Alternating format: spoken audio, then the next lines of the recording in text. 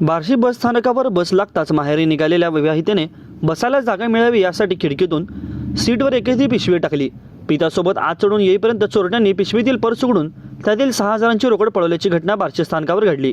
ही घटना गुरुवारी 8 फेब्रुवारी रोजी सकाळी 11 वाजण्याच्या सुमारास घडली असून याबाबत पूजा अमोल पाटील वय वर्ष 26 राहणार उंडेवाडी तालुका बार्शी या विवाहितेने बार्शी शहर पोलिसांमध्ये फिर्याद दिली आहे। पोलीस सूत्रांकडील माहितीनुसार फिर्यादी पूजा या लातूरला माहेरी निघाल्या होत्या। त्या पतीसोबत दुचाकीवरून बसून बार्शी बसस्थानकावर आल्या।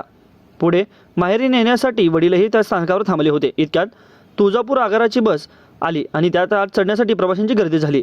बसायला जागा मिळावी म्हणून पर्समध्ये पैसे असलेली पिशवी खिडकीतून सीटवर टाकली। बसमध्ये चढून सीटवर बसलेल्या विवाहितेने पिशवीतील पर्सची चेन उघडली असता संशय झाल्याने त्यांनी उघडून पाहिले असता त्यातील पैसे चोरट्यांनी लांबवल्याचे निदर्शनास आले। दरम्यान त्यांनी खाली उतरून शोध घेतला असता पैसे हाती लागले नाही। अखेर त्यांनी शहर पोलीस ठाण्याकडून आपली फिर्याद नोंदवली।